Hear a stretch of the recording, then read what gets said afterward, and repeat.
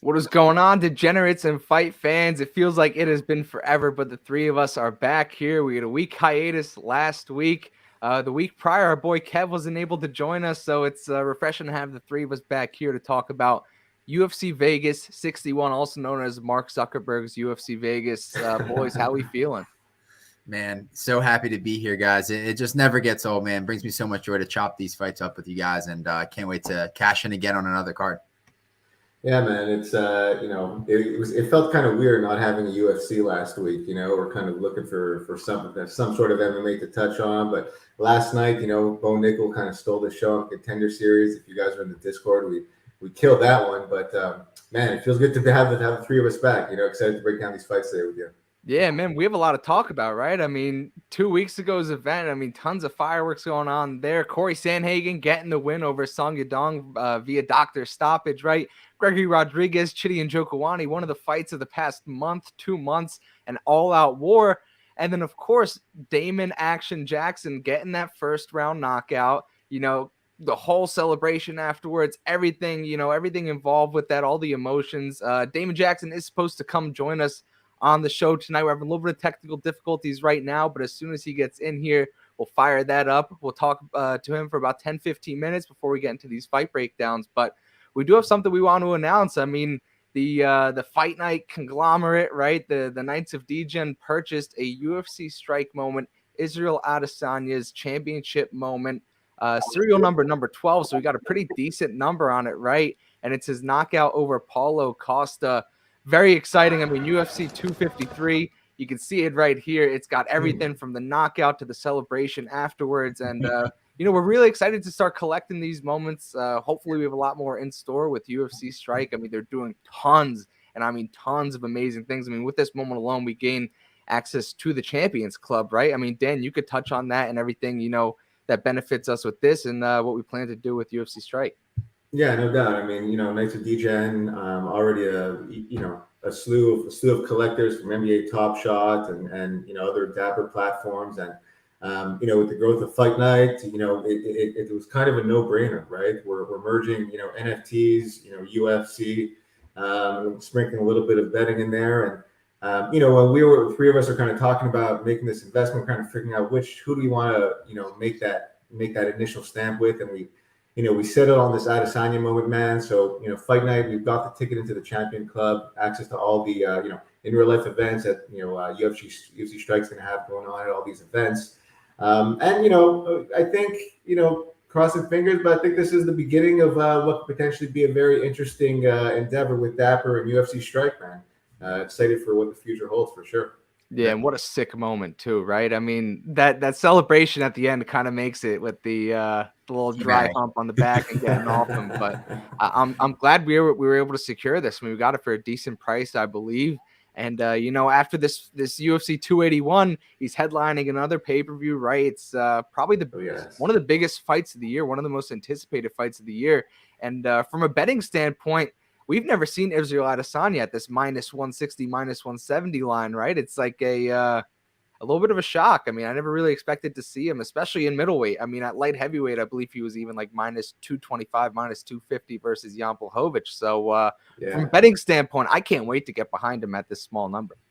Yeah, it's tough. It's what's really interesting. You've been seeing on social media, like I saw like Alex Barrera, jumping on one of those two-wheelers, the hoverboard, right? Yeah, the hoverboards, exactly. And then you got Adesanya too, dodging tennis balls, and both guys are coming in or weight. I saw well over like 200 pounds right now, man. So they're big boys. Man, that is going to be fireworks. It's going to be loud. Oh yes, yeah, violence for sure. And there's no argument that Israel Adesanya has got to be the face of the UFC at this point in time, right? Conor McGregor is still kind of 1 foot in, 1 foot out. Izzy's obviously on this incredible run. And this is such a marquee matchup for him, with Pereira, right? They've already have history in the kickboxing arena. And the fact that they're fighting on this stage, with these stakes, man, it's massive, right? And the fact that we, have the opportunity to have this moment, man, it not only does it hold utility, but it could increase in value over time. So really looking forward to, of course, watching that fight live with you guys, most importantly, but really just this whole venture with UFC Strike. I know we've got a lot of great things planned with the platform. Yeah, and without further ado, we might as well make the introduction for our guest of the week, Damon Jackson. Damon Action Jackson, coming off that first round knockout. Damon, how you doing? There he is. Action Jackson. What's going on, man?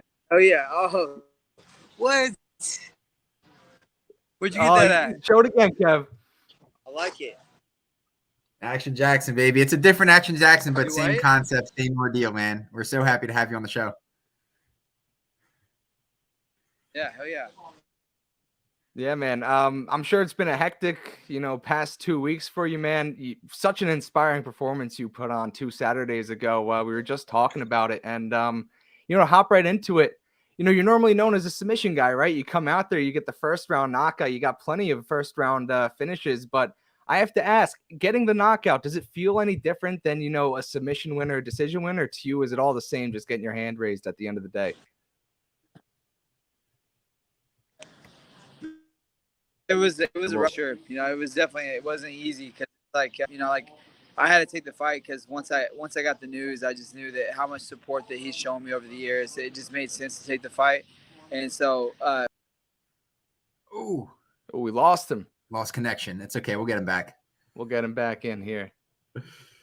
But yeah, I mean, can't wait to hear what he has to say. I mean, such an emotional win for him. For those who don't know, I mean, just the week of his fight, just 2 weeks ago, he got horrible news that his brother had passed away unexpectedly. He still went through with the fight and got the first round knockout finish. His whole family was in attendance too. And, we showed the clip earlier. If we could somehow get that clip up again while we wait for Damon to join us back up, hopefully with better connection. You guys could see just how he dispatched this guy. And he didn't just dispatch anybody, right? I mean, he beat Pat Sabatini, who was away on the grounds.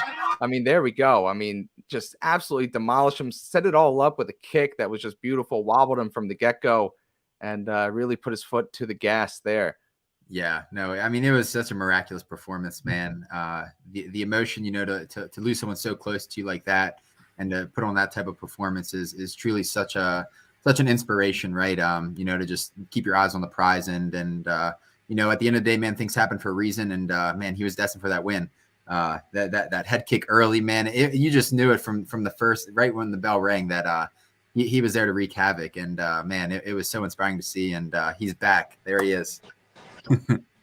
Dude, I'm so sorry. I'm at a restaurant right now with my wife, so I had bad Wi-Fi at the restaurant. But it was a crazy week, man. It was really rough. Just taking the fight. I just thought it was kind of like it was necessary to keep my mind busy because I knew there was nothing I could do. I was already in Vegas for Macy's fight, so I knew that there was really nothing I could do for my family besides stay out there and fight and stay busy myself because the funeral was going to be the next week. So I knew that I had time to kind of focus on what was important. And, I trained so hard for that fight. So I just couldn't imagine turning it down. And then when I thought about it, I was like, man, I can't it never even crossed my mind, honestly, to turn the fight down because I was like, I need this fight. I want this fight. I worked so hard for this fight. My brother respects everything I've done with my career. He's been such a big supporter. So I just knew that I was like, I have to take this fight. Like, it has to. And, when I made the decision to take it, I was like, you know what? I'm going to tell my parents, I'm like, you guys just don't call me about anything. We'll talk after the fight. If you guys want to come out, that's great. Just, call my wife or call Tara, like my wife, and do everything you need to do through her. And don't call me because I didn't want to make it like a reality because it didn't feel real. It still doesn't feel real, man. It's like, sure, yeah. It's so weird. It's just like, to think about it, it's hard to even process it because it's so fresh and it was just so sudden. So it's kind of like it just doesn't feel real yet. And the support I got from it made it worth it because I never did it for anyone else. And the amount of people that messaged me about it and said that in some way it inspired them or it helped them out in some way. I just thought that was cool as hell because I haven't got that support from a lot of people like that. And for the circumstances, how shitty they were, it just made it worth it. And it was really cool to see the bounce back from that. And then to have it pay off the way it did, I never imagined beating him in that way. I really thought I was going to sub him. I thought he was going to shoot in and give me his neck, and I was going to give it a sub, quick, first or second round for sure. But I never imagined it playing out the way it did. Yeah, I mean, it was so impressive, and it's awesome for you and your family that you were able to make something out of something so tragic, right? I mean, that in itself is just so much kudos and respect to you. And as I mentioned, that performance inspired so many people. I know we have a Discord server where we all hang out during the fights, and people are going crazy for you in that moment afterwards as well. I mean, I can't explain enough how much respect we have. And we were just talking about it. Your opponent was no slouch, right? I mean, he's an up-and-comer. He has a bright future ahead of him coming out of a great gym, too. You kind of put an end to a win streak out of that gym, too. Yeah. And to do it in such fashion, man, wow.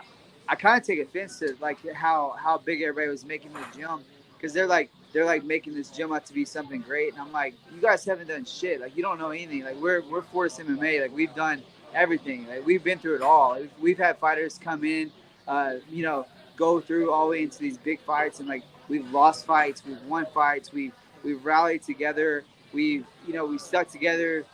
All the guys that are like big names now, like Jeff Neal, Ryan Spann, you got Macy, like all these big name fighters, and you're talking about you have like a couple of win streak of like 13-0. Like, who gives a shit about your gym? And I was so tired. I was so tired of hearing the whole Gracie thing. I was like, dude, like Gracie, like, are you like his like distant cousin? Like, who? Like, what are they doing that's so impressive with jiu-jitsu? Because it wasn't that impressive to me, and it really made me upset whenever they came out with the odds, and I was like, give me some respect, man. Like, you talking I got 20 plus fights and I'm the underdog. It should be neck and neck. It should have been like, barely. I'm just like, no one gave me that.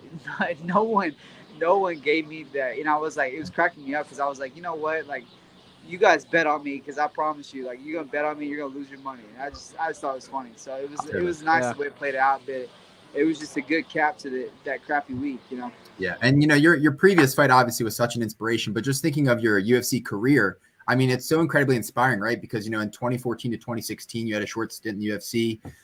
Didn't go the way you wanted to. Went to the LFA. Went back to the drawing board and really hammered down to your game. Came back in 2020. You've won 5 of your 6. 3 finishes. So what's really been the difference for you in that second stint in the UFC? So, I mean, I tell this to a lot of people, but I'm like, okay, so I made it into the UFC. I've been fighting for a year and a half. So, I mean, I made it into the UFC. I was 9-0. I just beat Leonard Garcia. I subbed him in the first round. The UFC's like, oh, this guy's ready to go, So, like, they pulled me in. I'm not going to turn that down. So, I took it, and I'm like, bro, I'm not ready. I don't even know how to box. I don't know how to kick. I don't know how to do anything. So, like, I was, like, kind of learning as I was going. But, like, I just had some tough matchups, and I lost. And once I got cut, it never even phased my mind to, like, I knew I was going to make it back. I just didn't think it was going to take that long. And, I ran through. I had, 2 big win streaks outside of, whenever I got cut. And, I got some great experience in LFA. The LFA saved my ass. They came here. They gave me opportunity to fight. Anytime I wanted to fight, they would let me fight. And, like, that was when Mick Maynard was head of it. And then, like, going into the end of it, and I'm like, it's like, I win this belt, I win this title, and it's like, it's the coolest thing to me to, like, come back through and make it back to the UFC. And it's just nice to, because I've been the same fighter for years. It's just nice to get in there and actually get to fight the competition that gives that spotlight, like the UFC. Like, everyone in the UFC is so tough. So, like, if you win in the UFC, it's a big deal. But I'm like, there's some guys that I fought in LFA that were tougher than some of these guys I fought in the UFC. And, it's nice to get the opportunity to fight. Totally. Yeah. Now, go ahead, Kev. Now I was going to say, it's just a true testament, to your heart and resiliency, man. Like the wise words of Jimmy V, don't give up, don't ever give up, man. And you love to see fighters, come back in that second stint after getting cut and really make an impact. Another fighter off the top is Dustin Jacoby, who got cut years ago and came back and is very sharp. So. Yeah, one of the fighters that I was trying to get was Julian Rosa, and that'd be a great fight. He's another fighter right there, and he's matched up with someone else. So I'm trying to get the fight with Dan Ige and Alex Caceres, like somebody that ranks. I want a ranked fighter, and I feel like I deserve it. I'm just like, it's like, what else I gotta do? Like, give me someone else or whatever. I guess I'll fight whoever, but. It's kind of me and Julian sitting outside the top 15, and he's matched up with a fighter that he should smash. And so I don't want that. I want to be tested. I want some hard fights. I don't want to be sitting on the shelf, you know, in the top 15, not begging for a fight. Like I'm begging for fights, and the UFC's been great. They've been keeping me busy, so hopefully I get to pull one more out this year. Yeah, and after such a quick performance, right? I mean, you were in and out of there the other night. So how fast do you think you could turn it around? I mean, I could fight next week. My weight's Yeah. good. My Let's go. cardio's great. My mindset is through the roof. So, they call me and they want me to fight short notice. Like, let's go. You know, I'm ready to roll, man. Yeah, I mean, you gained a lot of notoriety over the summer trying to take that Joe Lozon fight on short notice, right? So I mean, you're always Right. ready. No, it's not fake. That's real. Like I feel like me and Nate Diaz are somehow like long lost brothers because I'm like this dude's like that's me. That's my mindset. I'm like fuck you. Like let's fight. Right. Let's go. Like, Right. I'll fight the Rock. Whoever. I think like the Rock. I think what they I need like to the do. Rock and I like his shoes. So don't take it the wrong way. But, You don't want to go down that roll. yeah. But I think you mentioned the spotlight the UFC gives you, man. It's time to put you in front of some fans. Yeah, no, it'd be cool. I love the Apex too because I don't know if you guys know how it's built out, but like the Apex is here, the PI is here, so like you could literally walk from one to the other. So like when people miss weight at the Apex, I'm like, what are you doing? Like you had the PI right there, like you're trapped. Like when Aspen Laden, she missed weight the week that I fought, and I looked at her and I was like, you guys just walk over to the PI. Like, what are you doing? Like, it made no always sense. miss away, man. So I'm like, you got the best saunas, you got the best trainers, you got the best nutrition, the best environment to like all these fighters that are hyped up, ready to fight. So you get the best because like sometimes I used to cut weight. Like I would go to like 24-hour fitness or I would go to LA, fitness or whatever. I would go to these gyms and like while I'm cutting weight, I have to like talk to people about fighting. And I'm like, now we got the PI right there next to the, Apex. So I'm like, it doesn't make any sense to me. So if I fight in front of fans, that would be awesome. If I fight, me and the other fighter and the referee and that's it, I'm cool with that too. Like right. I just want to fight and I want to compete, man. It's like the ultimate competition for me. Yeah. And Damon, I wanted to ask you, man, because, a big part of this show is, we like breaking down these fights and, we like to cap them specifically. And, I've seen you jump on, a bunch of betting podcasts and you were mentioning how when the Sabatini fight, when the odds came out, you were surprised at those odds. And I guess my first question is, do you cap fights yourself? Do you bet on fights? Do you bet on yourself? I don't bet, man. I grew up in a small town and we had a casino in our town. And when I was 18, I went to the casino and I gambled. I had some birthday money. I went to the casino and I was like, oh, I'm going to bet. I'm going to do all this money. So like I go out there and I bet. I got $20. I put it in the machine and I win like $200 or $300. I'm like, oh my God, it's the coolest thing ever. And then I lost it. And then I lost like 200 more. And then I won some more and I lost it. I won some more and I lost it. I was like, I'll never do this again. So like ever since then, I've been good. I've seen people. I saw people like ruin their life with it, and I'm just like thinking in my head, I'm like, I'm not betting on anything. Like, if it's not involving with me, like I don't bet on it. But I don't bet on myself. I think that that's a recipe for bad karma. Like it's like I've seen a lot of people bet on themselves, and I've never seen it pay out well. So. You only hear about it when it pays out well, right? You don't hear Yeah, it. I knew I was gonna win that. I knew I was gonna win that fight. I knew I was gonna finish him, but I never, don't ever think like I would never talk smack about Pat because Pat's like the most classy guy.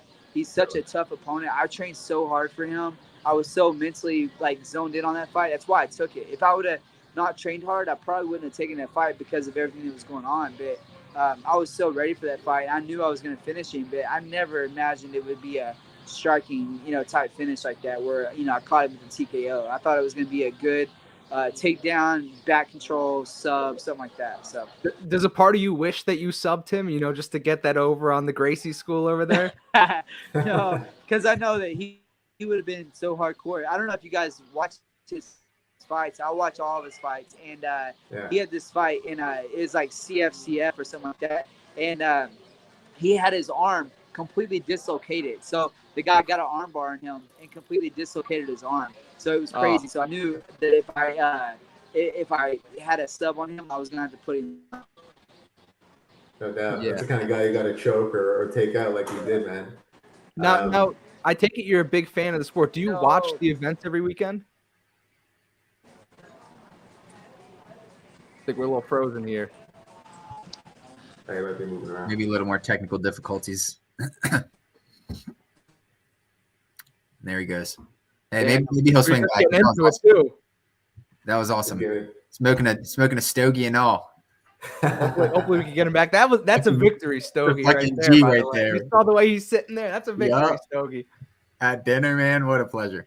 Love to see him back, but Yeah, hopefully he jumps back because we wanted to welcome him into the kingdom with his very own steed, but we'll wait for him to jump back in before we kind of do that. But what do you say we dive into these fights while we wait? Let's get it. Let's do it. Let's go with this. I don't know. Oh, here we go. What's going on? I don't know what's going on. Like, I'm connected to this restaurant's Wi-Fi, but like I said, Oh, good, brother. But That's I knew I was gonna get that finish. I just never thought I was gonna play out the way it did. So Pat's a tough dude, man. I got nothing but respect for him, but I kind of did want to sub over the Gracie just so I could be like, what's up? Yeah, exactly. I think our man Dan over here, Bet Juice, I think he had you by knockout. Maybe, Absolutely, right? man. I had you money line. I had you inside the distance, bro, and you cashed both those tickets up. Oh yeah.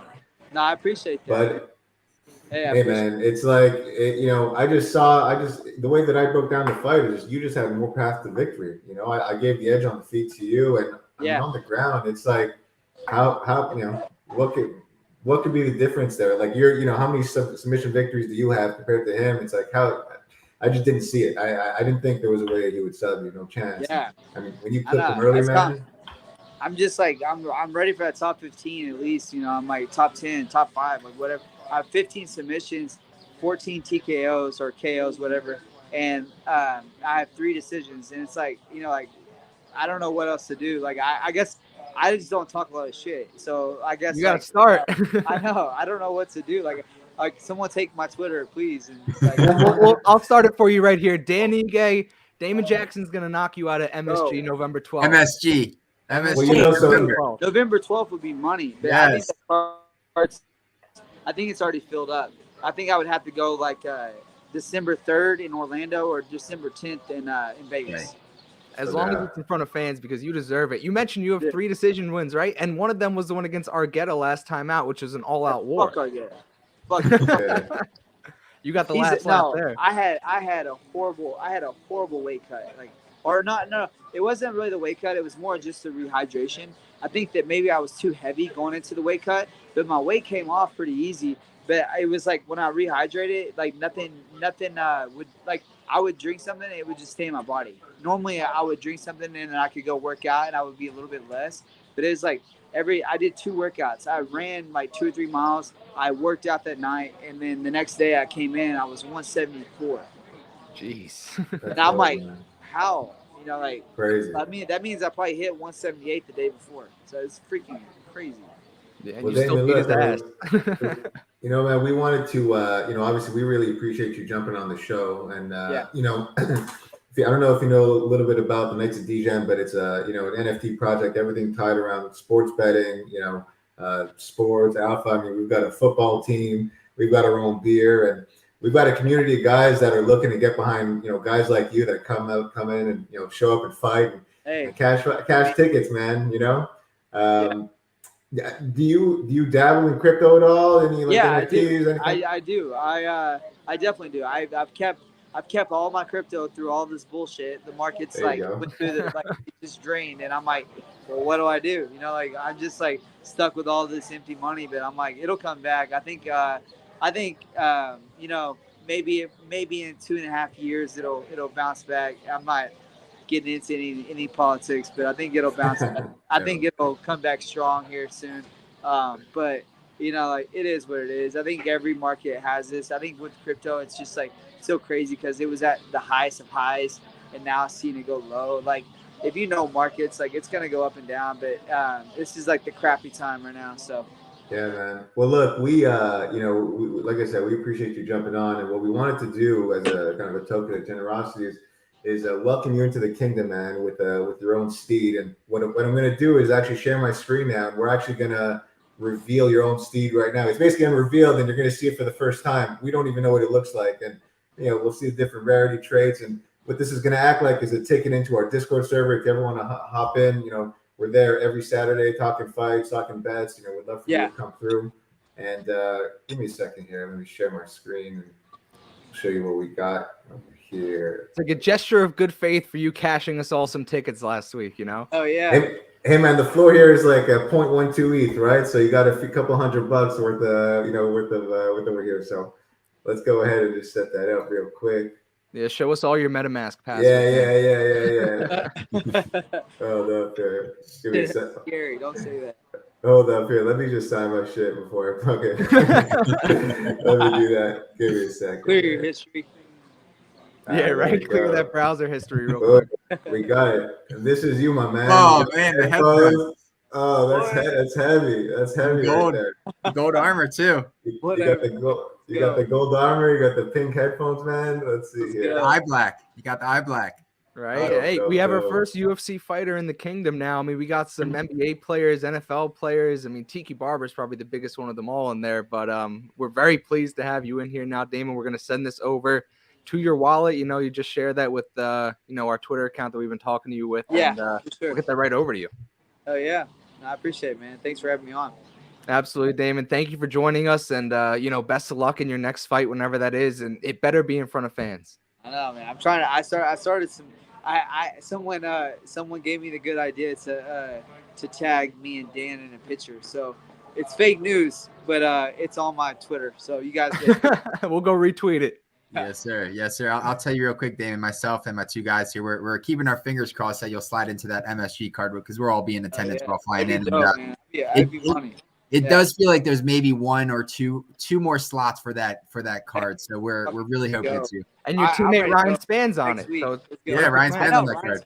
There you go. Ryan Span's on it. That's double whammy for coach. Let's go. Let's do it.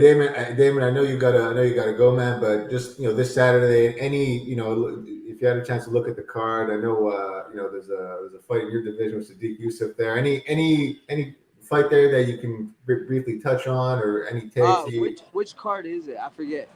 It's the Dern versus Jan card. Dern. I'm not 100% sure, but Sadiq, he'll win that fight. He'll smash. He's a tough dude, man. Yeah, he's a tough dude. I was cutting weight and I was right next to him, and we were at the PI, and I was like, this dude, he's got some legs, so he's definitely got some power, and I think that he's definitely gonna be a problem for a lot of people. I don't know about his cardio. I haven't watched his fights yet. Like, I usually like to watch my opponents whenever I get the matchups, but I know he's gonna be a tough dude for sure. Totally. All right, cool. Totally. Well, Damon, it's been an absolute pleasure. Enjoy the rest of that stogie, man. That whiskey in the hand, and we'll catch you on the flip side, brother. All right, man. See you guys. Peace out.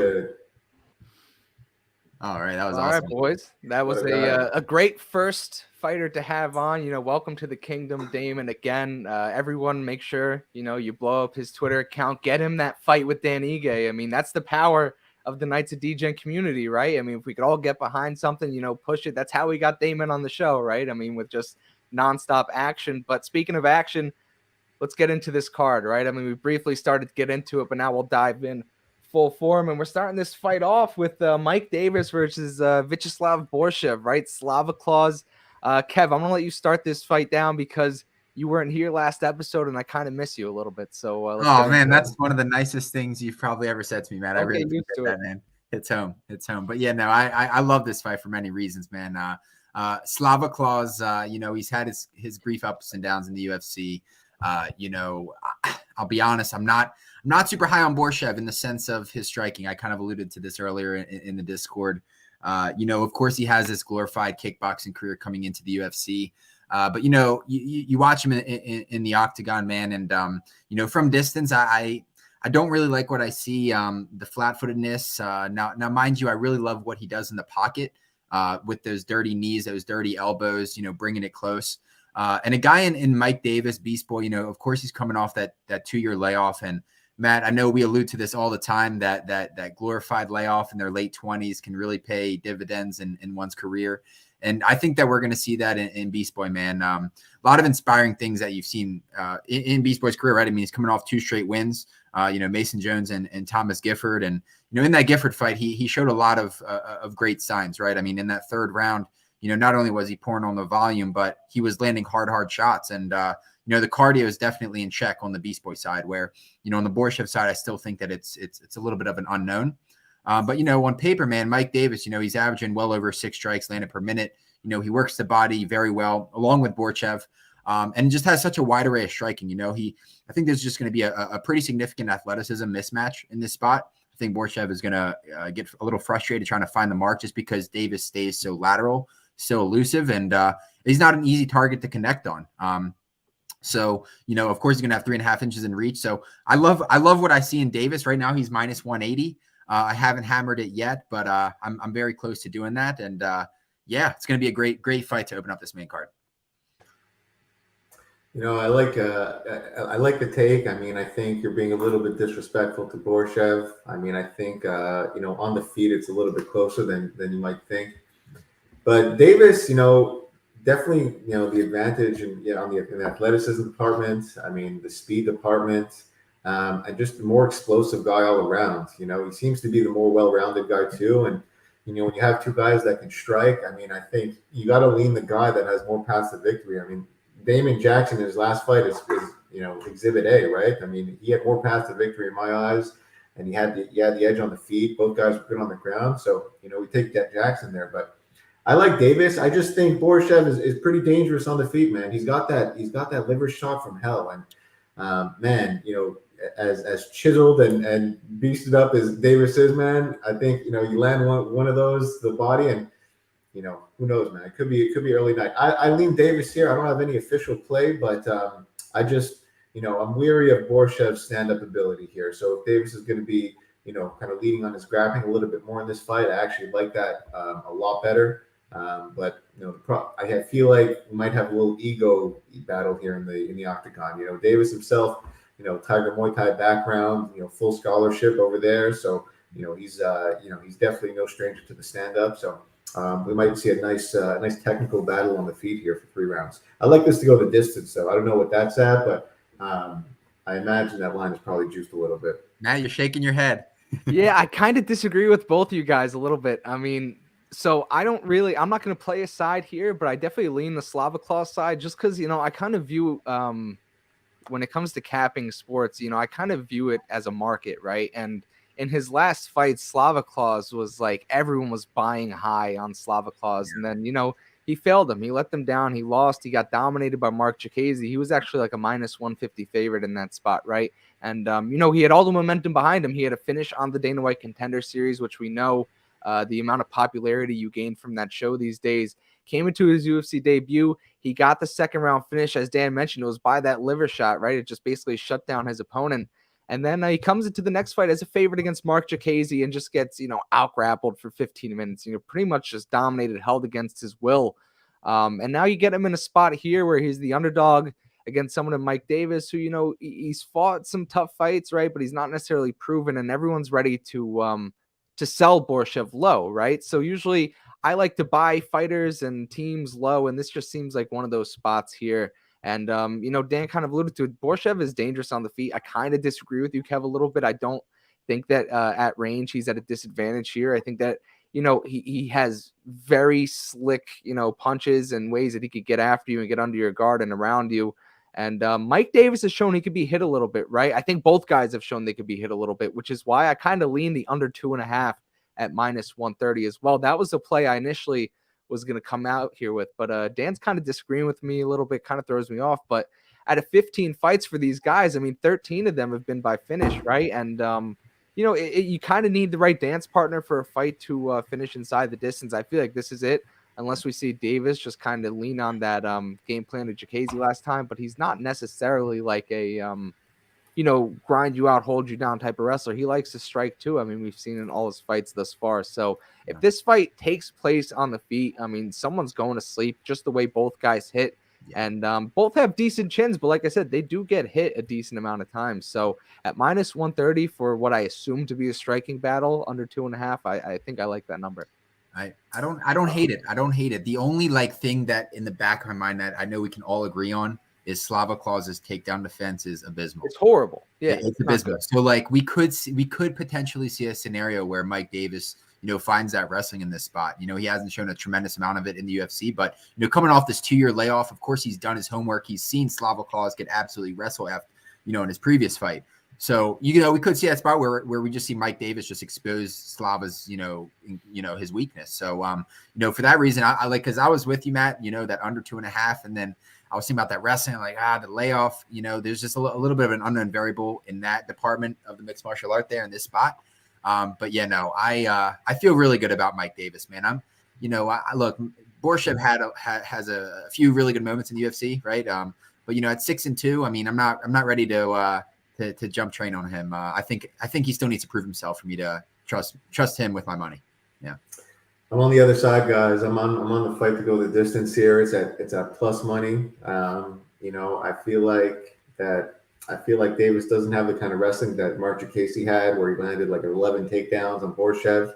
I don't think it'll be as effective. And on the feet, I really think that it's going to be a back and forth affair. I mean, Davis is only blemish is to Gilbert Burns, and then a stand-up war in the Contender Series against Sadiq Youssef. So he's a durable guy. I think Borshev is pretty durable as well, and I only see him really losing by sub, and I don't really see Davis as much as a submission threat. So I see this going the full 3. So I'll be on the other side, unfortunately. Won't be a King's Purse play. It'll be a bet juice play. Yeah, it doesn't look like it at this point. All 3 of us are on 3 completely different bets, which in a 2-person fight, it's kind of crazy.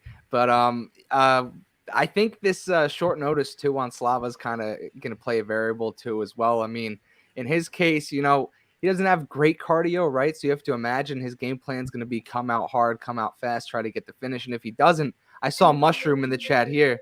Sorry about that. I saw Mushroom in the chat here saying Davis 3rd round or decision. I don't mind the Davis 3rd round finish, if it does come through. Is that your booty call or something, Matt? Jesus Lord. Better not be. But yeah, I mean, we're all on different sides here, so it's not a fight I'm very confident in. So if you're on the fight goes a distance, Dan, I'm not going to talk you off it. Like, you obviously have your reasons behind it. Kev, usually I like to prove you wrong, but I don't really have much ammo in this spot. So let's move on to this next fight. I think I could prove you wrong a little bit here. John Castaneda, the sexy Mexi, takes on Daniel Santos. Santos making a 2nd fight after losing his debut to Julio Arce just a few months ago. John Castaneda coming off a huge 3rd round submission win over Miles Johns. And before we get into this, I want to say I did a little digging back, because I remember I had Castaneda in that fight, but no one called that fight like our man Bet Juice over here. He had Castaneda by 3rd round submission. He nailed that exact round, exact method. He had Castaneda money line as well. And the way I looked at his write-up too. I mean, he articulated it perfectly. He puts on the pressure. He's good everywhere. He's durable. He's got good cardio. And I see the same exact tangible assets, being in his favor in this fight. I mean, Santos kind of got big brothered his last time out by Julio Arce. He's a guy I remember looking into his tape on the regional scene, and he looked very good. He looked very sharp, but it looked like it just wasn't enough out there against someone like Arce. Now, is Castaneda on Arce's level? That's the question I guess we'll have to ask ourselves. But judging off his recent performances, I mean, he's looked good, right? And when it comes to volume and output, he's got the most favorable numbers there too. I mean, his output trumps Santos. He gets hit a little bit less than Santos as well. And I don't see Santos getting a finish here, whether it's on the feet. I don't see him submitting Castaneda. Castaneda is much better when it comes to grappling. And, I'm going to quote the great Kev here. I mean, Castaneda has that Mexican spirit in him, right? You're not going to knock him out. You're going to have to outpoint him, beat him by decision. And I just feel like Castaneda has more paths to victory. I can see him winning a knockout. I can see him winning a submission. I could see him winning a decision here. And, quite frankly, if Santos' only avenue of victory here is a finish, I just don't really see that happening in this spot. I think Castaneda's turned a corner. I mean, he had a year layoff before his last fight, and we saw, just how sharp he looked. He's a southpaw. He's fast. He's got power. And as I mentioned, he's got good grappling. So at minus 190, I'm going to get behind this number for probably 3.8 units to win too. Whoa. Okay. I like it, man. I love that you mentioned my last pick on Castaneda against Miles Johns, because you're right. Like, I call that to the T. Like, Johns is super explosive early, but you pressure a guy like that, carries a lot of muscle, and he just started to fade. And he finished by submission, but if you were watching that fight, it was like club and sub. Yeah, he could have very easily finished that by TKO. Put Miles Johnson to sleep. Dirty arm triangle. But yeah, man, Castaneda is a durable guy that mixes it up well. He can he can take you down. He can strike with you, and you look at his record. I mean, the guy's only blemish is to Nathaniel Wood, who we just saw what he did to my boy Charles Jourdain. So. Losing to a guy like that, and taking him the distance, you can tell that he's a pretty durable guy. And I it's funny because I see in Santos, similar traits to kind of Miles Johns in the sense that both are aggressive guys. But I think the recipe for Castaneda here is going to be the same thing. Put the pressure on Santos. Santos is usually the aggressive guy. We saw that in the Arce fight, and Arce was, elusive enough to just pepper him, with shots the entire time, but Santos just kept moving forward. I think, Castaneda is not much of a counter guy. I think he's best fighting when he's moving forward. So, I think for him, if he can, push Santos back, getting up against the cage, take him down, I think he can control him on the feet. Santos is dangerous. He can land something and he throws with power for sure. But I think Castaneda's easiest path to victory here will be on the ground. I think Castaneda, no official bets right now, but I wouldn't be surprised if we see like another finish from Castaneda. Like the guy's a savage. Yeah, no, and big shout out to Castaneda, right? With the second best nickname in all the UFC, Sexy Mexi, behind the one. That's a good one. But behind the one and only Brandon Raw Dog Royval. That's the A1 in the UFC. But look, Daniel Santos, man, in that first fight was very uninspiring. The way he was throwing these spinning kicks, not landing, really just burning all of his energy, not finding the mark, and not really improvising throughout the fight was uninspiring. Now, mind you, I don't think Julio Arce is no walk in the park, right? I mean, to make your UFC debut versus a guy of that caliber is a testament to Daniel Santos and what he brings to the table. Clearly he's very skilled. The flash, the leg kicks, I mean, everything. It's truly remarkable. Coming out of Chute Box, so he's training over with Du Bronx there, which is you want to see something like that. And the guy in John Castaneda, man, I really do love what I see out this man, right? I mean, he's constantly pressuring his men. He has the cardio of a champion. I mean, after that Johns fight, they're interviewing him, and he's hardly breathing. Like, he could easily have gone another 3 rounds if he wanted. And he put on a pace in that fight too. Yeah, no. And at 30 years old, it's not like we're talking about a young gun, man. I mean, 19-5. So, I mean, this is his 25th MMA fight. He's got a lot of experience under his belt. And this is the exact reason why I don't hammer bets, before this episode, right? Because, Castaneda, he is solid. He really brings it. And, the way he, submitted Miles Johns late in that third round was truly awesome, man. I mean, just that willingness to finish the fight late is something that you want to see in a fighter. And he showed a little bit of everything in that fight, right? And as I mentioned, coming off the layoff, we love, that's one of our favorite intangible things when we cap a fight is that layoff. And then watching how they come back from that layoff and seeing what he did, I mean, just impressive. Right. And Castaneda, right? I mean, not only does he have the cardio, but he's always stalking his prey. And like, if you're putting your money on a fighter, like, you want to put your money on a fighter that is after it, constantly pressuring their guy. Santos, man, you do have to factor in that he has these different variations of strikes. So there is that possibility that he can find that clip, find that mark. But, to bank on a Sexy Mexi going out cold is a tough task to have your hopes on. So, as much as the Daniel Santos 5-1 KO is screaming my name, I'll probably be fading that all around. But this should be a really fun one, man. I mean, 2 guys on the rise. Santos is still looking for that first UFC win. Of course, coming out of that glorified gym. So it'll be really interesting to see if he is that prodigy that everybody's talking about. Coming out of Chute Box. Dan, you're muted. Yeah, sorry. Yeah, no, this one's at a catchweight too, right? So it's it'll be interesting to kind of see if that plays into effect. I mean, usually, I wonder why it got switched to a catchweight. Somebody probably realized they weren't going to be able to make 135. I don't Is this know. fight on short notice? Did one of them take this late? I don't know.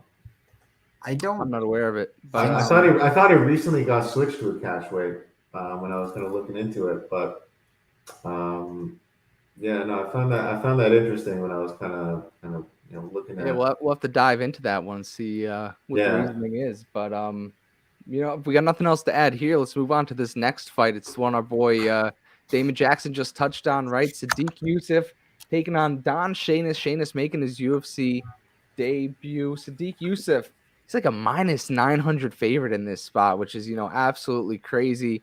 The guy Shainis, I mean, I was looking at some of his regional tape. I mean, he fights at Cage Titans FC and Fighting Alliance Championship.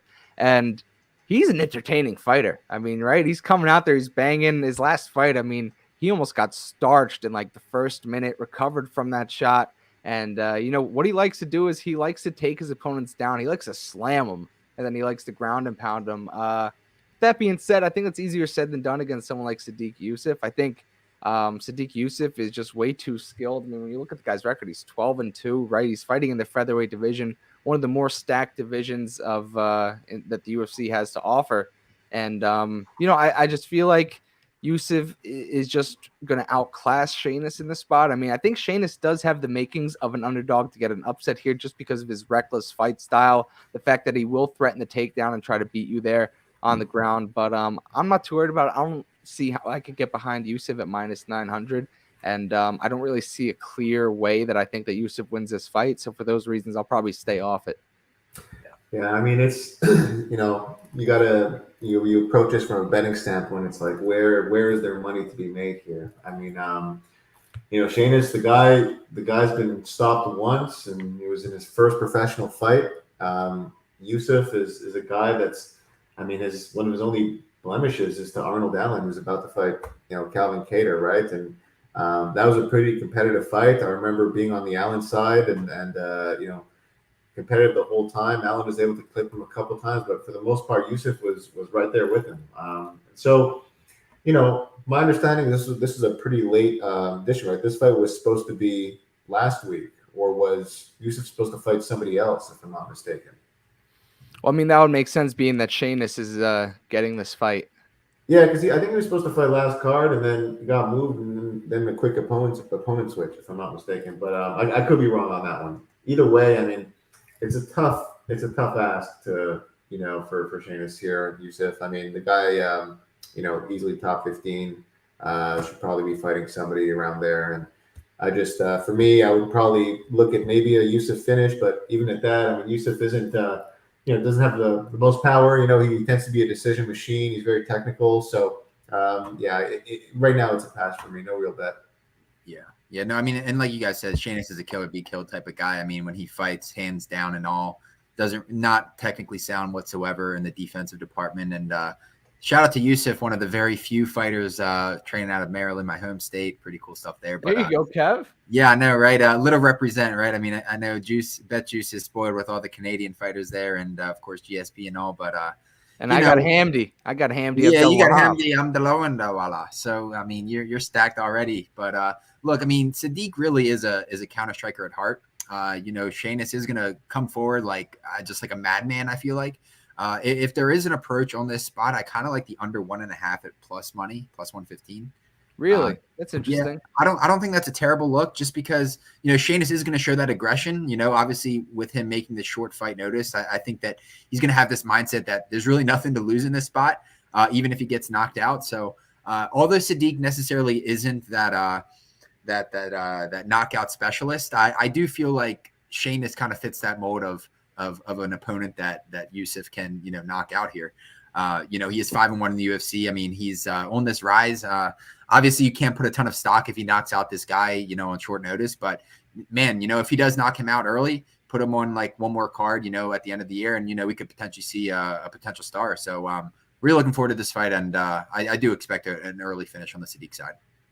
Yeah, I mean, just the way you broke it down. Yeah, I mean, the style of Shainis, I wouldn't be surprised to see a knockout by Sadiq Youssef. It's kind of crazy that it's sitting at minus 150, but it just goes to show how just wide this line is to begin with. But yeah, tough fight to bet. I mean, I guess if you're going to take it, that under 1.5 is decent. I actually funny enough, was leaning the over 1.5 at -145, just because I like that. the style of Sheamus, right? I mean, he's a grappler. So, I mean, if he finds himself in trouble, we saw in his last fight, he got dropped, but he had a good chin. He recovered pretty quickly. So, I could I just like see, that. I could just see, the first round, maybe he comes out hot, gasses himself out, and then Yusuf gets a late second round finish, something like that. I'm probably not going to play it, just speaking out here, but, yeah, it's a tough fight to bet. So, let's not You waste never too know much. what to, you don't really know what to expect from Sheamus here, right? It's short Yeah. notice. I mean, I think a win for him is going to be taking Yusuf the distance. So I like that overtake, actually. I think, because Yusuf is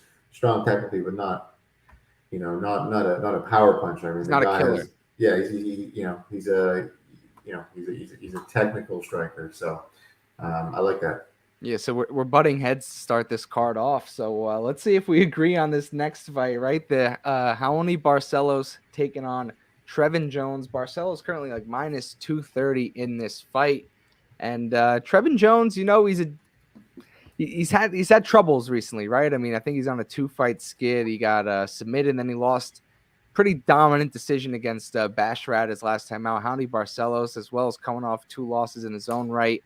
Dan, I'm gonna let you kick this one off. Yeah, man. This is a tough fight to cap. Well, sorry, let me restart there. This is not a tough fight for me to cap because I'm on the Barcelos side. I just, Ani Barcelos, it's like this guy, a few fights ago, he looked like the second coming of Jose Aldo. And he's had, his last fight against Victor Henry was really surprising to me. Victor Henry kind of surprised a lot of people in that fight.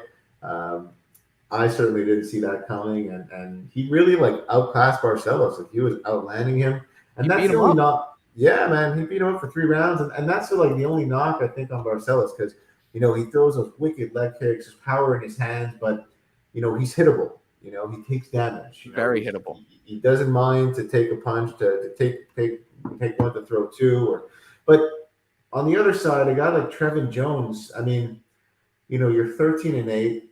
You've got 1 win in the UFC against, albeit a guy like Mario Batista, who, I'm very high on, to be honest. And I think a lot of people saw that coming, saw that KO as a bit of a surprise. I certainly did. But, his last couple fights have been against tough guys. Basharat, he just fought. Those guys, him and his brother seem to be the talk of the town in the UK. Very high on them as prospects. And Kakramanov, who's a savage, that's kind of just rolled out in that division and surprised a lot of people. So he's lost to tough guys. So I think it's going to be a little bit more competitive than I think a lot of people think. I do think the line is a little bit wide here. I mean, Jones, for what it's worth, Barcelos was -450 his last time. Yeah, lost. yeah. Well, that's it, right? Because I think he doesn't lose that fight to Victor Henry. A lot of people were very high on Barcelos, and again, like the second coming of Jose Aldo, man, this guy just similar style. And I think if he can, Jones, I think is going to have the power advantage here, but Barcelos should have the volume, and I think is going to, should be able to mix it up a little bit better. I give certainly the grappling and the jiu-jitsu to Barcelos. I would love for Barcelos to come out and start grappling Jones, man. I think that's going to be his easiest path here, but. What I don't want is just to get into a back and forth war where we see Barcelos taking all these punches and just making it closer than it has to be, Yeah. But I do think that Jones here is I think he didn't get finished by Basharat, but Basharat isn't really a power guy. I think Barcelos has a little bit more power in his punches. I think Barcelos could finish him. Jones doesn't really impress me, truth be told, and I'm not very high on him. I was waiting for it, truth be told, baby. Look, Barcelos, man, it's such an interesting trajectory to his career, right? Because, I mean, he started the UFC winning 5 straight, coming off 2 back-to-back losses, which I think obviously catching a lot of people by surprise. And, one thing that you got to love about Barcelos, man, is the pace. The pace is so high. He just pours it on. He's constantly looking to do something of action. And, again, that's just something that you love to see out of a guy. He truly is a very young – I believe he's actually 35. He may be 34, but – he's truly a young 34-year-old. You know what I'm saying? I mean, just the way he fights, the durability that he has. Mind you, he absorbs a ton of strikes, but those numbers are a little bit skewed, based on his last fight. And, guy in Trevin Jones, man, the biggest issue that I have with him is he just doesn't stay active enough. He on the feet, he's not pouring it on like you want to see. I mean, I don't even think he's averaging over 3 strikes a minute. Like 2 point something. Yeah, I mean, yeah. So it's just not something. Mind you, he has that KO ability. That overhand, and it's something to behold. But I think Barcelos should hold his ground in this spot.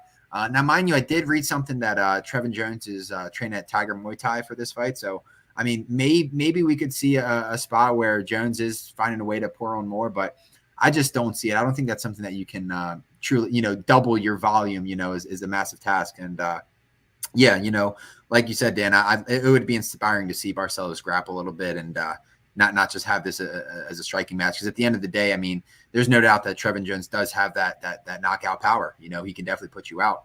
So, with Barcelos on this 2-fight skid, I do have a little bit of question marks of where he's at psychologically. But, we've already locked in a KP play, right? It's parlay. This is leg 1, yeah. Yeah, with Barcelos and Brown for 2.1 units. So, I don't want to say I'm the most confident, but I do think that Barcelos should get the job done. Yeah. Yeah.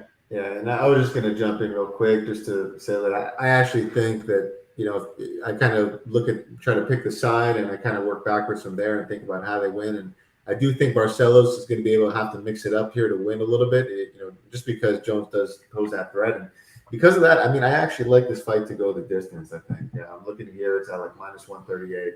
I don't need that line at all. I just think, money line is more of a parlay piece. I'm on the Barcelos side, but, again, lighter weight classes. Both guys are coming off decision, fights that went to the decision. And, again, both guys I think are going to be a little bit hesitant, right? They're both on 2-fight skids. So neither of these guys want to lose. And, most of the time that can either make for a really exciting or a really boring fight. And I think if Barcelos does grapple, it probably won't be the most exciting, but it'll catch tickets, and that's what we care about. Yeah, and I agree with everything you guys said. I mean, the over's a pick I was looking at right before here. Fight goes the distance, like -130-ish around there. Barcelos as well. I mean, I just feel like the key to beating Trevin Jones is that you could pressure cook him a little bit, right? And I feel like Howney Barcelos can do exactly that. I mean, his output is near 6 strikes landed per minute. He's always moving forward. He's throwing leg kicks. He's throwing punches. He mixes everything up. He can initiate grappling. I think if he gets this in the clinch, he could wear on Jones a little bit. I think Barcelos is going to feel a little bit bigger in there, just the way they're built. And, we saw it with Basharat, right? We saw it with Said Yokub Kakramanov as well. The key to Jones is just pressure him, get him on his back foot. He's not going to throw off his back foot unless he changed that in this camp. I know, Kev, you mentioned he's did this camp over at Tiger Muay Thai. And I just want to remind you of another fighter who did a camp at Tiger Muay Thai recently, came out and disappointed us plenty and made our boy Dan over here look like a genius. That's Alexander Romanov. And, it just goes to show that you can't really fix everything in one camp. And the fact that Jones is so timid to begin with, I don't think that changes against someone like Howney Barcelos, who can threaten to take you down and will mix up the striking. I think it's a bad matchup for Trevin Jones. I feel like this, unfortunately for him, is going to be his last fight in the UFC. I'm not sure what his contract situation is. I can't imagine there's many more fights left on it. Yeah. But Barcelos is exciting. The guy beat Sedner Magomedov for what it's worth. I mean, that guy is an absolute savage. If you watch his previous fights, I mean, that win has aged gloriously for Barcelos aside from his last 2 results. So and he took him down. He took him down twice. Took him down, yeah. I mean, at -230, you feel like you got to take Barcelos here. You could play props on him to win. I saw Mushroom before in the comments. Don't think I didn't see you. He shouted out Barcelos round 3 or decision. I like that. Whatever the odds are on, I'm sure you're getting plus money.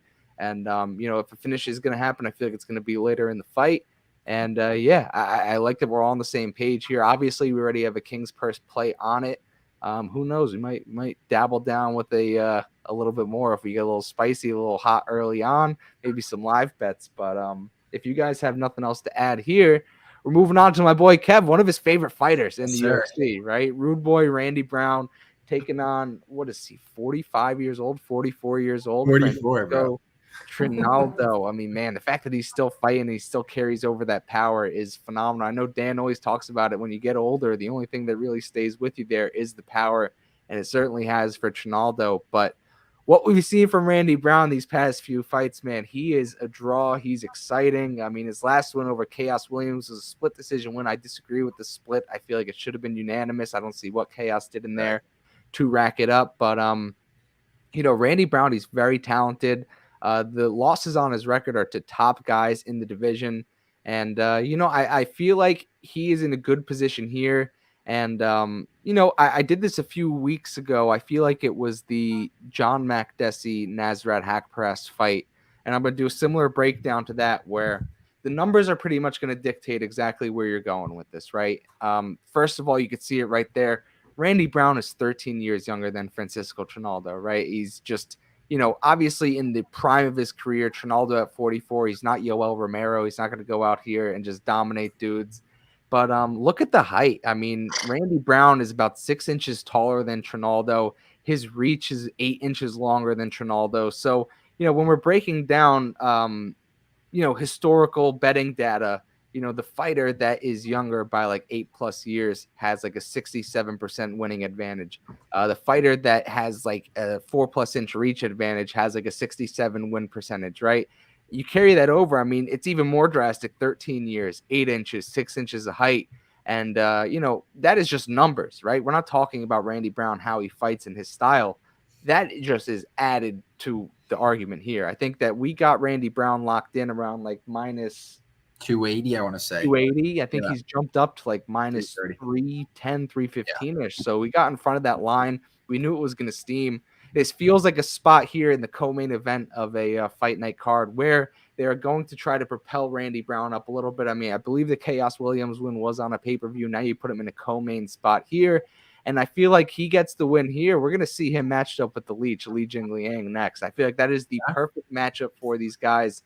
The Leech was just in the top 15, lost that, hairy split decision. He's sitting right around 16, 17 here with D-Rod getting that nod into the top 15. But that makes too much sense. Randy Brown, he's a flow fighter too. I mean, so we could kind of see Trinaldo get off to a hot start here, kind of get ahead on the scorecards. We might be able to get a better number on Randy Brown live.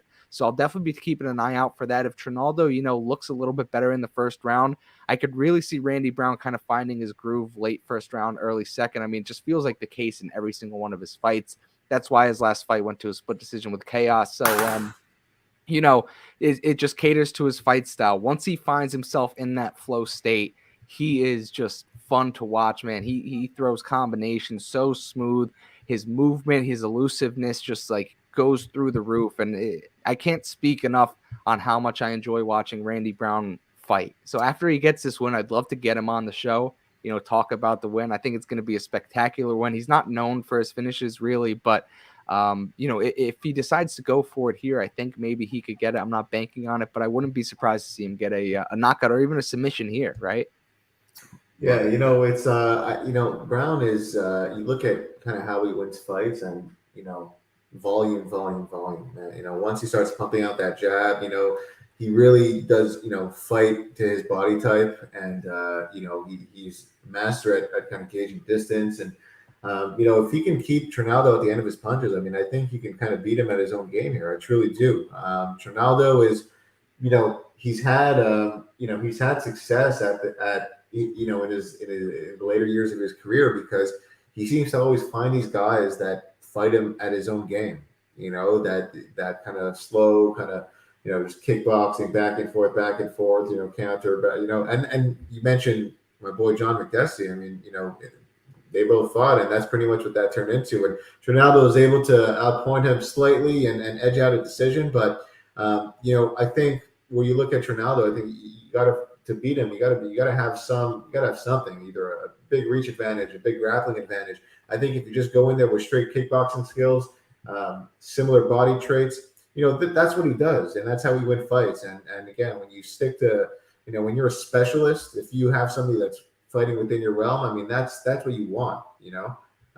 Still has power, and again, I don't think Brown is going to underestimate him here, but I think a win here for Brown, and that's really going to kind of push him up to the next level. That'll be 4 in a row. And you mentioned the guy's only lost to like top guys. So I love Brown here. And, I think, like I said, that he can beat him at his own game here. And if he can just outland him and keep him at bay, I mean, I just don't see Trinaldo's path here outside of, potentially outpointing him to a decision. I don't see him finishing him on the feet. I don't see him, in the grappling department kind of controlling him on the mat. But, we'll see. I know we're Team Brown, and it's great to see that we're all on the same side on this one. Yeah, man, I got a soft spot for Randy Brown for a few reasons. Number one, my godfather's name is Randy, and he's like my father figure in my life. Number two is when we started tracking, through Fight Night, UFC 274. I had 2 units on him at plus money and the half unit at the 3-1 by decision. So that was like the first big hit, from tracking there. But you got to love what you like in this matchup, right? I mean, 8 inches in reach, 6 inches in height. Obviously the massive age differential.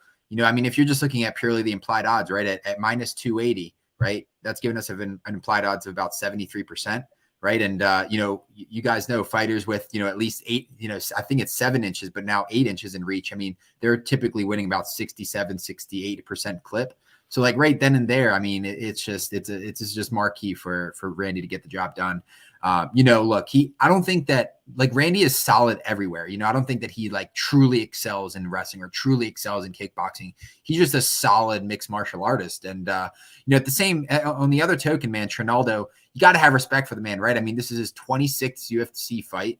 He made his debut at UFC 147, Wanderlei Silva versus Rich Franklin back in 2012. And look, I mean, Trinaldo has won 5 of his 6. So like he's been able to find a way to win the fight. And not only that, but he's never been knocked out of all of those fights, which is truly remarkable. I mean, there's a reason why his nickname is Mazranduba. I had to do a little translation. It means it's a type of Brazilian tree. And this particular tree is known for its durability. So, I mean, you already know that's some research right there. You already know that this man is finding a way to stay standing. And look, I would love to see a Randy Brown knockout. I mean, look, like you guys said on the co-main event, I mean, this is a prime opportunity for Randy to really put himself on the map and get his name known and really get a solid dude in his next fight. I think that Li Jing Liang is an incredible matchup. And, look, Randy Brown, he's tied for the tallest welterweight in the UFC at 6'3". He actually may have the sole lead now that I think the other 6'3" guy is Kevin Holland, if I'm not mistaken. And that length can cause problems, man. I mean, Trinaldo lost to James Vick, who's, I mean, in the stand up, Brown is head and shoulders above Vick, and Vick was able to kind of use that against Trinaldo, if you guys remember. So, right. I like Brown, man. I like Brown. Yeah. I think we could see a Brown submission. Yeah. It wouldn't surprise me, It wouldn't surprise me. More like a club and sub situation, I think, than like a, kind of methodically taking him down and making his way to the back. But, I definitely see that happening. He's going to be too fast, too long, and he's going to be overwhelming with volume, I think. That's how he's going to win this fight. Yeah. And look, I mean, Trinaldo does have that big left, but, in that fight versus Chaos, right, when Randy Brown got dropped in that first round, I mean, the way he and actually, escape that Darce choke. I mean, the way you're able to escape that and survive and then cruise to a, really a 2-1, 29-28 decision. I mean, it's truly remarkable. That's something that you want to see, right? That guy who's already gotten drowned into those deep waters. So, look, if Trinaldo clips him, I don't think that he, Randy's going out cold. If anything, he'll find a way to flip it around. But I'm with you, Matt. If Trinaldo wins round 1, I'm all on Randy live. I think we get it under a minus 200 mark for sure, probably around like minus 150, minus 170 range. So, let's roll with it, boys. Let's get this KP play cashing in this weekend. You know what we call that, Kev? Oh, I can't even imagine. We call that free money. Free money. You know what happens when it's free Bo Nickel was free money, man. Bo Nickel was free money. Shades come out when there's free money. I think Randy Brown is free money this weekend. If you want to play him minus 300, my blessing. Take it. I mean, you're going to get a nice return on your money. But Dan's right. Bo Nickel was absolutely free money yesterday. Bo Nickel under 0.5 rounds at plus 200, the freest money yesterday. But let's get into this main event here. I'll take these glasses off because I have a feeling I will be opposite of both you guys here. Mackenzie Dern going off around minus 240. Yan Jonan coming back at about plus 200 here. I'm going to let Kev start this one off. You know, I mentioned before we missed him last episode. He's back with us. We got the main event here, and I can't wait to hear his take on this fight. I mean, look, I have a lot of respect for both ladies. I mean, look, you know, for one, Matt, you are one of the biggest bulls on Marina Rodriguez, and you know, Xiaonan Yan, man, she stuck with her. She won that first round pretty evidently. So I give a lot of respect to Yan. You know, she's very fast. She's got really fast hand speed.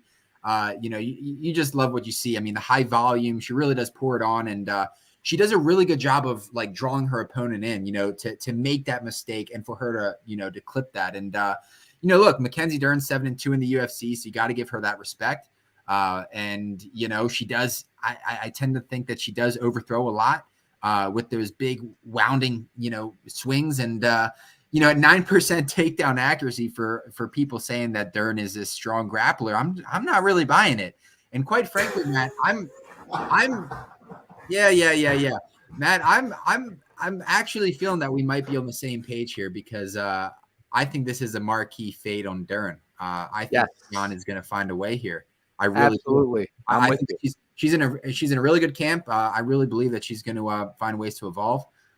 Look, that you can smile at me all you want, but look, I just don't think that. I mean, look, Dern is a submission artist, right? I mean, she does have it, but you know, I just don't like what I've seen from top to bottom. I just don't see how you can warrant this line. Is I guess where I'm getting at. And yeah, I'm gonna piggyback off you, Kev, because Dan I know is gonna be opposite of judging off his reaction there. Dan, I know you rag Kevin a lot for his grappling takes and whatnot, but Dern doesn't have takedowns. She has no takedown offense. 9% is a real number. That's a real statistic. Yeah, I don't know why you laughing at me, boy. 9%. Shit. And you know, man, Yan is impressive, man. Yeah. I had that Marina Rodriguez ticket last time out against her, and I was sweating. It went to the scorecards, and I honestly was surprised that I won that fight. I thought Yan, you know, had the edge there. I thought she did enough to take it. And, you know, other than Marina Rodriguez, who beat Yan Jonan? Carla Esparza, the current champ. She ground and pounded her because Carla, unlike Mackenzie Dern, can get a fight to the mats. Yes. I do think, though, the 5-round, you know, fight matchup here favors Dern because she really only needs like 1 or 2 takedowns to, you know, find her mark here. But like all fights do, this fight starts on the feet. And unless Dern could get this fight to the mat, I don't see how she wins this fight. Yeah, she looked very impressive against Tecia Torres, had subs locked in that entire second round. I have no clue how Torres survived them. But, you know, I think that there's such big levels to the game. I think Yan, if she fought Torres, she would dominate her. You know, Dern did enough to win. And I feel like, you know, Dern showed improvements on the feet there, but Yan is such a good striker. It is like, she's like the female Sean O'Malley. Like, I feel like that's like the perfect comparison there. Her striking is elite. People could rag on Sugar Sean all they want. He has elite striking. Yes. But, you know, I just don't really see where Dern wins this one. She has to get this fight to the ground, and that is not her specialty. I mean, she's gotten lesser fighters down. Yana's decent takedown defense. Like I mentioned, only Carla Esparza is really able to break that and really beat her there at that game. And I just don't see it for Dern. I don't see how she's minus 230 in this matchup. She's a very popular fighter. She has a lot of fans behind her. I guess that kind of, you know, I'm sure the general public is backing Dern here at this number as well.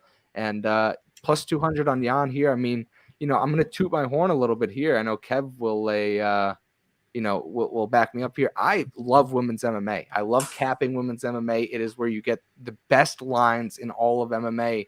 And this is case in point. This fight should not be more than a coin flip on either side. It should look a lot more like Yan versus Rodriguez did around a coin flip. I believe Rodriguez was like maybe even the underdog there around minus 105, minus 115. And, you know, Rodriguez dominated Mackenzie Dern. Dern, and now Dern's laying more than 2-1 against Yan. Right. I just don't see it.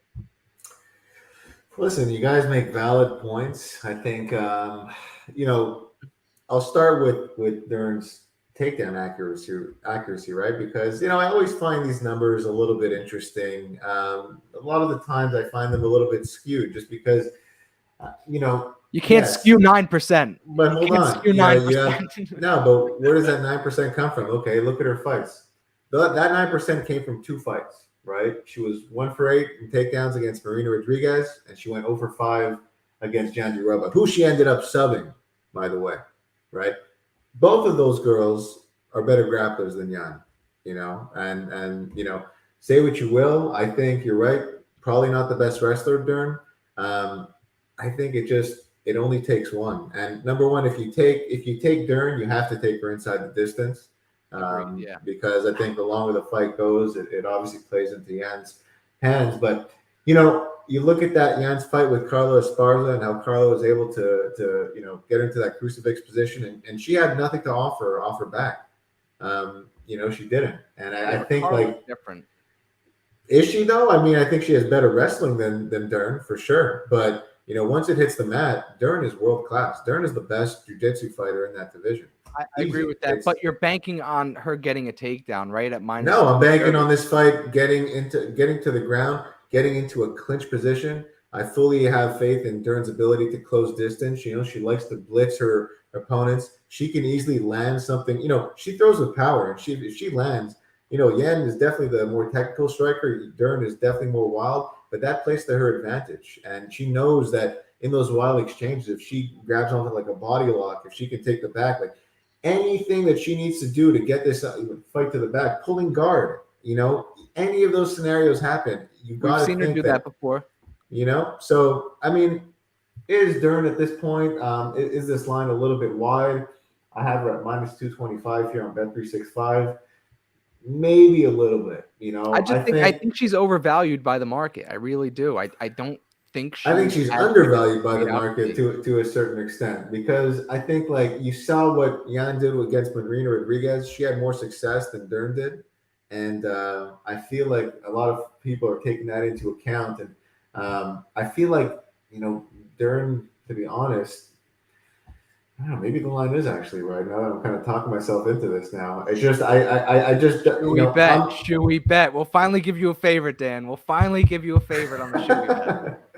Oh, are we doing a shoey on this one? I'm in for the. I think Jan outclasses her. That's how I feel. Outclasses her. To a dominant decision, I'm taking Jan plus 350 on the decision. I'm taking Jan plus 195 straight up, and I'm gonna love every bit of it when it comes. Let's do it. Let's do it. Let's do it. I can't say no to that. I mean, I can't say no to that. Dern wins. Let me add a little twist to this. I mean, if we doing a Kevin stipulation here. If we do a Dern sub, you guys got to do 2. You got to do 2 if you get that. No, because her only way of winning is a sub. Come on. If anything, it should be a Dern if sub. She gets a knockout. If she gets a knockout, then how about that? No, if anything, it should be a Dern sub. Only way that we're doing a shoey, right? Because her line for a sub is like minus 110. Now you're getting technical. No. If Dern wins by any way other than a sub, I'll do 2 shoeys. If she wins by a sub, I'll do 1 shoey. How about that? I'm stamping that one. Let's do it. I love it. This is great. Yeah, that's our first. We got that on the mic, on the recording, so you guys can hold us to it. Jan versus Dern. It is the Kevin Proto versus Bet Juice play of the week, I guess. Wow. First time I feel like I'm not alone on an island. This is spectacular. Right. Safe to say there's no KP play on this main event this week, so we'll have to find some diamonds in the rough in the prelims here. Oh, yeah. But guys, I think we did a great job covering this. It was awesome. We finally got our first UFC fighter to pop in here. Got a quick little interview with him, made the most of it. Thank you again to Damon Jackson. If you guys aren't following him on Twitter, make sure you go show him some love. The guy is an absolute animal. He's an OG, right? I mean, he's got that OG spirit like he alluded to with Nate Diaz. And, thank you guys for all joining in here. Saturday Spaces on Twitter. Make sure you tune into that. Join the Knights of DGen Discord, and we'll make some money together. Thank you, guys. Let's go. Let's cash in, baby. Let's cash in. Make it rain.